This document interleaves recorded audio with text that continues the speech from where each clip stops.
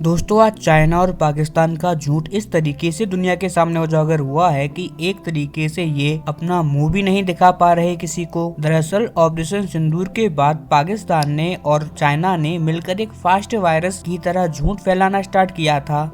वो लोग कह रहे थे कि हमने भारत के राफेल मार के गिरा दिए, भारत का S-400 हमने मार के गिरा दिया, हमने भारत के आकाश मिसाइल डिफेंस सिस्टम को मार के गिरा दिया। उनका कहना साफ साफ था कि राफेल तो अपनी दुम दबा कर भागा है, जबकि उनके पास सबूत क्या था? 0 सन्नाटा। जी हाँ, कोई भी सबूत वो आज की डेट तक नहीं दे पाए हैं इसके रिगार्डिंग। और आप जानकर हैरान होंगे, इनके अलावा चाइना ने एक और झूठ फैलाया था कि चाइना का एक JF-30C नाम का एक लड़ाकू विमान है और चाइना उसे राफेल किलर भी कहता है, यानी कि ऐसा लड़ाकू विमान जो कि राफेल को किल करता हो। और चाइना ने आखिरकार ये फाइटर जेट बनाया कैसे है? तो इसे बनाने के लिए उन्होंने सुखोई 30 जो कि रूस का फाइटर जेट है उसकी कुछ टेक्नोलॉजी चुराई और थोड़ी बहुत टेक्नोलॉजी अमेरिका का जो F-16 है वहाँ से ली और इन दोनों को मिलाया और बनके तैयार हो गया J-30C। कुल मिलाकर J-10C इन दोनों ही फाइटर जेट की कॉपी है और कहा यह गया कि ऑपरेशन सिंदूर के दौरान पाकिस्तान ने इसी फाइटर जेट का इस्तेमाल किया है और इसने बहुत बुरी तरीके से भारतीय राफेल के छक्के छुड़ा के रख दिए। जबकि असलियत तो ये है कि पाकिस्तान ने पूरे ऑपरेशन सिंदूर के दौरान इसे उड़ाया तक नहीं है, क्योंकि पाकिस्तान को डर ये था कि इनकी क्वालिटी इतनी ज्यादा घटिया है कि भारतीय फाइटर जेट या फिर भारतीय ड्रोन सिस्टम इन्हें उड़ने के साथ ही मार देंगे। खैर, पाकिस्तान और चाइना दोनों ने ही मिलकर इस पूरे प्रोपोगेंडा को फैलाया और ये प्रोपोगेंडा काम भी किया स्टार्टिंग में, ठीक वैसे ही जैसे वायरस काम करता है। शुरू में बड़ी तेजी से ये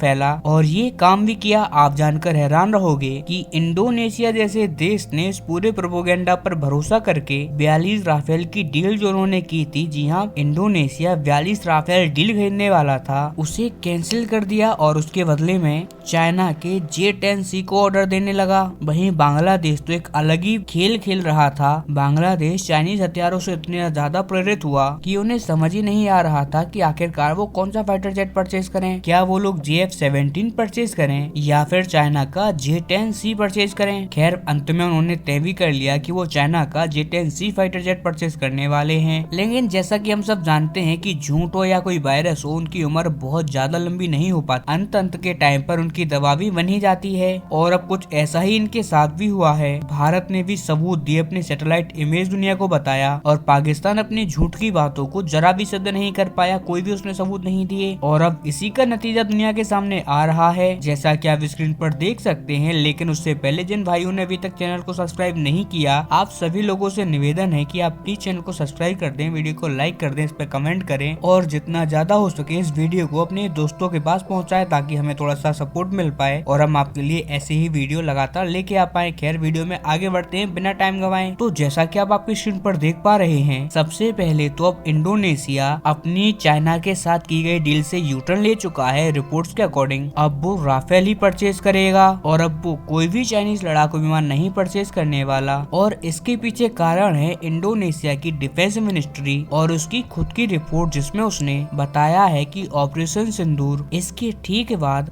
चाइना ने हमें जो भी बताया था वो तो 101% झूठ निकला और हमने जो राफेल के ऑर्डर कैंसिल किए थे वो हमारी सबसे बड़ी गलती थी। अब हमें एक बार फिर से वापस उसी राफेल वाले प्लान पर जाना होगा। इतना ही नहीं, इंडोनेशिया के जस्ट बाद बांग्लादेश ने तो एक कदम आगे बढ़ के ऐलान भी कर दिया है कि अब वो चाइना का ना तो JF-17 परचेज करेंगे और ना ही J-10, अब वो परचेज करेंगे इटली से यूरो फाइटर टाइकून। इतना ही नहीं, अब इसके ऑर्डर भी वो लोग दे चुके हैं। वहीं अफ्रीका से नाइजीरिया भी चाइना से JF-17 लड़ाकू विमान की डील कैंसिल कर चुका है। वो भी फ्यूचर में कोई भी JF-17 परचेज नहीं करने वाला। और अरब देशों से भी जो आज थी पाकिस्तान को और चाइना को, अब वो आज भी खत्म हो गई है, क्योंकि इजिप्ट ने परचेज कर लिए हैं राफेल लड़ाकू विमान और भविष्य में वो लोग सुखोई Su-35 खरीदना चाहते हैं, ना कि चाइना का कचरा। कुल मिलाकर भारत की डिफेंस इंडस्ट्री ने चाइना की उभरती हुई डिफेंस इंडस्ट्री को पाताल में घुसा दिया है और अब उन्हें जल्द निकलने का कोई आशा भी नहीं रखनी चाहिए। कुल मिलाकर भारत ने चाइनीज डिफेंस इंडस्ट्री की धज्जियां उड़ा के रख दी हैं, उनकी पूरी सच्चाई दुनिया के सामने आ गई है। लेकिन कहीं ना कहीं यहाँ हम तमाम भारतीयों के मन में एक कसक भी रहती है और वो कसक ये रहती है कि आज भारत के पास इतने शानदार